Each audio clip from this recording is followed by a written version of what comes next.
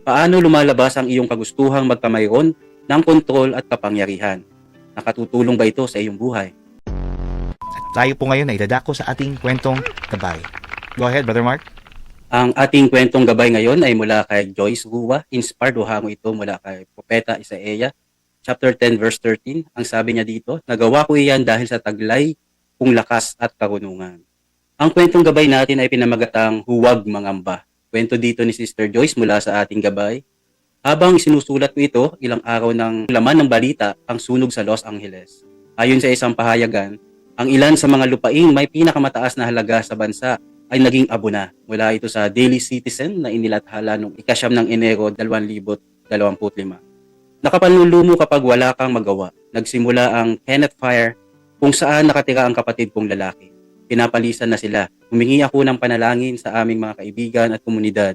Sa grasya ng Diyos, naging paalala na lamang ito pagkalipas ng ilang oras. Habang nagdarasal ako, naramdaman kong sinabi ng Panginoon, nag-aalala ka ba para sa iyong kapatid? Lalo na ako. Pagkatapos ay binigyan niya ako ng kapanatagan at isang yakap. Nababawasan ang hangarin natin sa kontrol kapag nakilala at naranasan natin siya na may wagas na kontrol.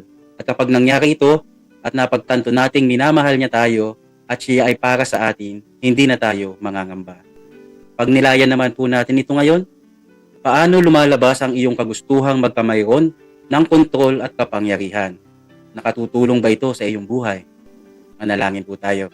Mahal na Panginoon, ipaalala mo sa aking tumigil at lumapit sa iyo sa tuwing sinusubukan kong igiit ang aking kapangyarihan at kontrol. Mapanatag nawa ako sa pag-ibig mo. Amen. San Buenaventura, Obispo at Doktor ng Simbahan, ipanalangin mo kami. Amen. Anak ng Espiritu Santo. Amen. Maraming salamat, Brother Mark. At muli, salamat din no, sa ating kwentong gabay no, na isinulat ni...